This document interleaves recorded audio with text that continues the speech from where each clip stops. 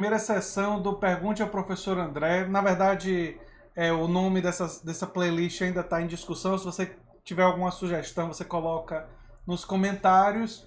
Nós tivemos aí 6 perguntas bem interessantes e eu vou tentar responder essas perguntas no vídeo de hoje.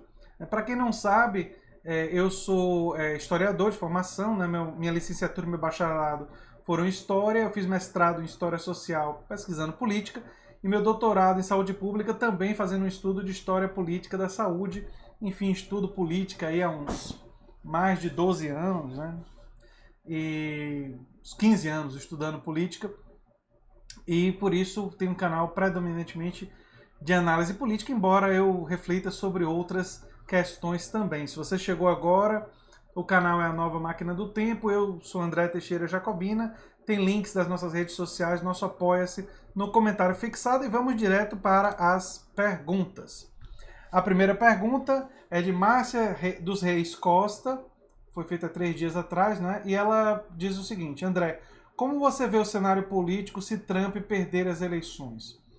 Bem, depende. Depende se ele perder as eleições para um candidato centrista, tipo um Joe Biden, ou se ele perder para um Bernie Sanders, um cara claramente de esquerda.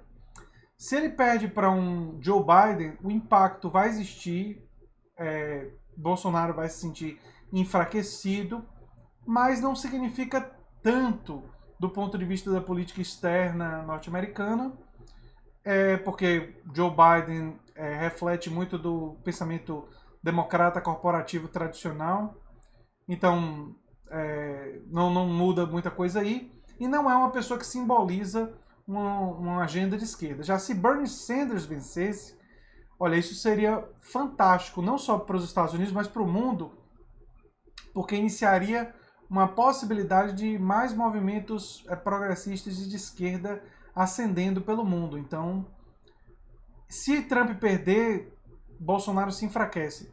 Mas se Bernie Sanders ganhar, Bolsonaro se enfraquece muito. Porque toda a argumentação dele em torno de uns Estados Unidos vai se enfraquecer. Ele vai ter que criticar os Estados Unidos. Ele vai ter que dizer que os Estados Unidos estão indo no caminho errado. E óbvio que ele vai se enfraquecer por causa disso. João Posini pergunta: como Bourdieu analisaria as novas tecnologias de comunicação, redes sociais e sua relação com a política? Olha, João Ponzini, isso não é tema para um vídeo, isso é tema para uma tese de doutorado. E eu vou até além, eu acho que ninguém seria capaz de prever com absoluta precisão o que um dos maiores sociólogos do século XX, que é Pierre Bourdieu, diria sobre isso. Ou seja, Pierre Bourdieu é assim, uma obra vastíssima, uma contribuição extraordinária para a ciência. Tem lá críticas legítimas a se fazer contra ele, como em relação a qualquer teórico, mas enfim, uma pessoa de uma estatura do Bourdieu, ninguém sabe exatamente o que é que ele iria dizer em relação a isso, e eu acho que não sou só eu que não posso responder, ninguém poderia responder. Mas a gente pode especular um pouco, e o que eu vou fazer aqui é uma leve especulação. Eu especulo que ele estaria muito preocupado e muito interessado em tentar compreender como a relação dos indivíduos com as redes sociais formam grupos de reforço de hábitos de comportamento. É um dos conceitos mais importantes para Bourdieu, o conceito de hábitos, que é diferente de hábito, é um centro de estruturas de referência que vão se aprofundando dentro do indivíduo e transformando o seu comportamento de forma a ter disposições não conscientes para determinadas ações. Então, por exemplo, por que uma pessoa levanta quando uma mulher se levanta? É por educação. Ele foi ensinado a isso por uma série de aspectos culturais, enfim. Então, as redes sociais elas produzem muitas reações automáticas, não conscientes. E eu tenho certeza que Bourdieu se preocuparia muito com isso. Uma outra preocupação, já a relação com a política, é uma coisa um pouco mais complicada. Eu acho que o que ele estaria preocupado também seria com a ascensão do pensamento reacionário, anticientífico, e o seu impacto na política, porque Bourdieu, aí vai um pouco da trajetória dele, ele era um grande defensor da ciência, do estado de bem-estar social. Ele escreveu um livro, Contra Fogos, que está ali em cima. Enfim, que ele defende claramente o avanço do liberalismo dentro da França. Então, eu acho que seria um desdobramento dessas obras. Agora, ele poderia ter muitos outros insights que, infelizmente, a gente nunca vai saber porque ele faleceu. Mas era um gênio, enfim. Assim como a gente não tem como saber exatamente o que Marx diria sobre a União Soviética, nem, enfim. E aí os exemplos a gente podia ficar aqui o dia todo, né? Enfim. Lucas Maciel tem a terceira pergunta. André, você concorda comigo que a cúpula do PT atual e os setores de outros partidos que se preocupam somente com o identitarismo são prejudiciais ao movimento progressista? Vamos primeiro encarar essa pergunta. Parte da cúpula do PT tem esse problema, mas eu acho que o PT ele é muito dividido em diferentes setores. E eu acho, por exemplo, que o Fernando Haddad, nas últimas eleições, eu acompanhei com muito detalhe, com muito cuidado, né? Eu estava prestando bastante atenção, eu senti ele aberto a uma agenda progressista na economia, eu senti ele aberto a reformas estruturais interessantes. O Fernando Haddad, é claro que eu posso estar equivocado em relação a ele, eu não conheço tão bem a trajetória pessoal dele, mas o que ele disse, como ele se comportou e como ele vem se colocando, ele me parece uma das figuras mais assim capazes de dialogar em prol de uma agenda mais de esquerda dentro do ambiente do trabalho. Então, dentro do PT você tem pessoas assim. Agora, você tem dentro da esquerda e do PT em geral, muita gente pesando a mão no identitarismo. Aí você pergunta se isso é prejudicial ao movimento progressista. É prejudicial se e somente se essas políticas identitárias se tornarem as prioritárias em detrimento das demais. Se a política identitária ela for vista como parte de uma luta maior contra a opressão, contra a desigualdade, contra um sistema que produz, um sistema capitalista que produz desigualdade de poder e desigualdade de riqueza, e que essas desigualdades estão interrelacionadas, o identitarismo não vai ser um problema. Se o identitarismo ele se der de forma a ser a prioridade e levar a negligenciar essa outra dimensão da desigualdade de poder e de riqueza, aí o identitarismo é problemático. Então depende fundamentalmente de como ele está sendo operado, né? Aí lá vem ele. Continuando a pergunta, eu tive que responder essa primeira parte. Afinal, fazendo sebastianização dessas figuras petistas, perdemos o discurso da moralidade para a direita, pois apesar de termos várias condenações dadas por juízes suspeitos, é muito claro que o cerne petista foi corrupto. Vamos lá. Tesoureiros do PT corruptos, com certeza. Tinha muita gente do PT corrupta, sem dúvida. E o que você falou também é correto, que tiveram várias condenações dadas por juízes suspeitos. Enfim, não tem muito o que dizer por aí. Se é o cerne ou não, ou foram alguns indivíduos, eu não estudei para ter certeza em relação a isso. Eu teria dúvidas. Eu acho que um grupo, uma quantidade significativa se envolveu em corrupção e a gente precisa analisar as causas disso daí. Eu suspeito que as causas estão relacionadas a alianças, política de alianças, e estão relacionadas a financiamento de campanha e conexões com setores do empresariado. Quando você faz o financiamento de campanha através de setores do empresariado que financiam sua campanha, meio que você se compromete com a corrupção. Foi isso que parte do PT fez, que aliás era o praxe da política brasileira desde sempre, né? Já há muito tempo. Não foi uma novidade do PT. Mas não desculpa. Enfim, é só para deixar claro que isso não justifica o que foi os erros, né? Por outro lado, uma esquerda somente identitária só serve para nos afastar dos setores da sociedade que dividem a mesma causa que a nossa, como as igrejas, por exemplo. Poderia responder esses temas? Essas perguntas vieram de Lucas Maciel. Olha, eu acho que tem um discurso de esquerda que conecta com a mensagem cristã. Acho que você pode fazer esse discurso, porque Cristo falou a favor dos pobres, contra os ricos.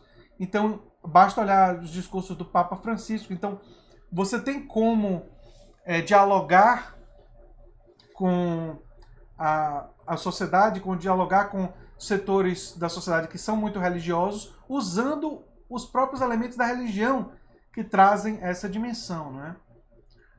Mas você também não pode abandonar a defesa de questões como casamento gay, como descriminalização do aborto. A esquerda não pode abrir mão completamente desses temas. Eu acredito que esses temas eles vêm em conjunto, ou seja, eles vêm como um bloco de temas que você dialoga com os movimentos sociais para que os movimentos sociais percebam a importância de outros temas, por exemplo, o movimento feminista, o movimento gay, perceber a importância de um sistema de saúde para todos, estatal, bem financiado, ou seja, para que haja percepção daqueles elementos que são comuns a todos nós, aqueles elementos que são universais. Para termos o foco nas políticas universais e usar as energias dos movimentos específicos para dar força a esse movimento, né? Mas não como um elemento de confronto. Eu acho que parte do discurso da esquerda erra quando quer impor aos outros os seus valores.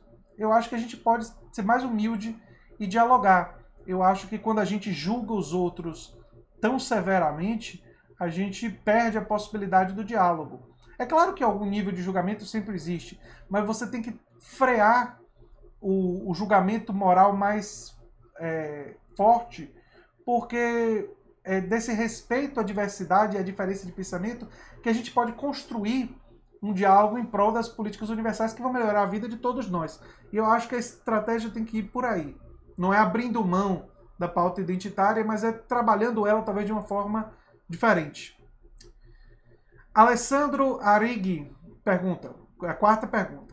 Com a mudança dos quadros do STF e a presidência nas mãos do Fux, que cenário você prevê para a corte em 2020? Bem, eu não posso analisar do ponto de vista jurídico. Do ponto de vista jurídico, a pessoa mais adequada seria o Ded Consciência, o Tássio do Direito, o Cidadão Silvestre, né, o Bruno. São canais aí que, enfim, analisam do ponto de vista jurídico. Sugiro que você pergunte para eles do ponto de vista jurídico, Alessandro. Mas se você quer saber do ponto de vista político, você está perguntando para mim, imagino que você esteja pensando do ponto de vista político, eu fico muito preocupado. O Fux, o In Fux We Trust, ele era uma das pessoas mais, assim, absurdamente ligadas à Lava Jato, defendendo os seus excessos mais absurdos. Então, eu fico preocupado, porque as investigações têm que acontecer, as pessoas culpadas têm que ser punidas, mas a lei também tem que ser respeitada, né? Os processos, o processo legal, e eu fico preocupado com esse tipo de coisa, né? Não me parece um cenário muito positivo. Talvez o contexto da corte mais amplo, que vem em processo de transformação, talvez seja mais positivo, porque as últimas decisões do STF têm sido mais de defesa da Constituição e tentando evitar certos excessos, né? Mas a presidência não me anima, não. Morten, peraí, deixa eu beber uma aguinha aqui. O Morten pergunta o seguinte: considerando que apenas o fato de eleger um presidente progressista não é suficiente para alterar o sistema de maneira radical e provocar mudanças tão significativas para a classe trabalhadora, como você acha que seria o desempenho de Bernie Sanders caso ele fosse eleito presidente? Mesmo com um Congresso onde a maioria claramente não está alinhada com o pensamento de Bernie, você acha que ele teria um mandato proveitoso e conseguiria implementar medidas que garantiriam que mais candidatos progressistas fossem eleitos no futuro? Essa é uma pergunta bem complexa sobre Bernie Sanders. E o que eu penso é o seguinte, vamos por partes. Como é que seria o desempenho de Bernie? Um presidente dos Estados Unidos, ele tem muitos poderes em termos de ação executiva, né? Aquela ordem executiva, né? Então, Bernie Sanders, por exemplo, em política externa, que ele tem muito poder, ele seria uma mudança radical. Bernie Sanders, ele iria tirar a ideia de império americano, ele iria reduzir drasticamente a influência americana em outros países, e ele iria fazer muitas coisas nesse sentido. Além disso, Bernie iria indicar muitas pessoas para cargos chaves no meio ambiente, no trabalho, os ministérios, né? O equivalente aos ministérios, as secretarias, Secretaria do Tesouro e tudo mais. Muitas pessoas comprometidas com os mesmos valores que ele. Isso iria mudar muita coisa nos Estados Unidos. Além disso, ou seja, então logo de cara ele teria um enorme impacto naquilo que ele tem poder direto, que ele não depende do Congresso para isso. E não é pouca coisa que ele não depende para o Congresso, não, é muita coisa. Questão de imigração, ele tem muito poder e ele iria acabar com aquela coisa de separar filhos de pais, enfim, assim, o impacto dele seria maravilhoso em várias áreas logo de cara. Agora, em relação a Medicare para todos, em relação a direitos sociais, que eu acho que é o centro da sua pergunta, é uma grande incógnita o que iria acontecer. Eu sei o que Bernie iria tentar fazer.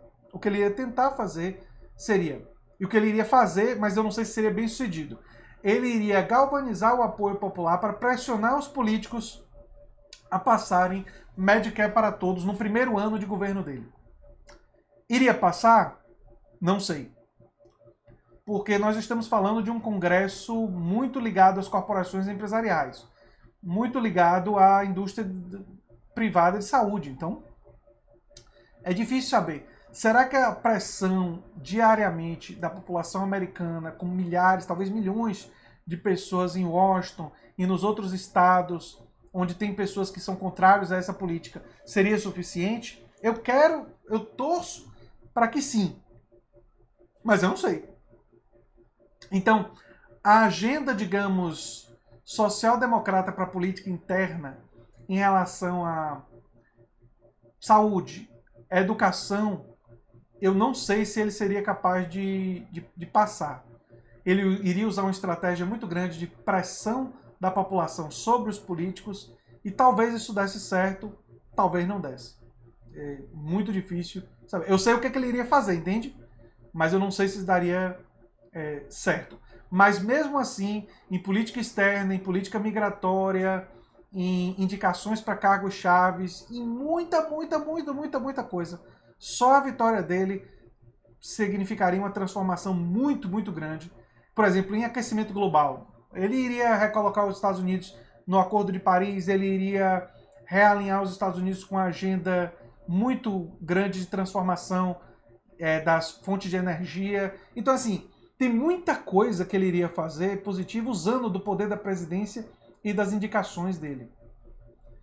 Aonde é difícil prever saúde e educação, principalmente. Por exemplo, o orçamento militar iria cair, ele iria fazer corte no orçamento militar.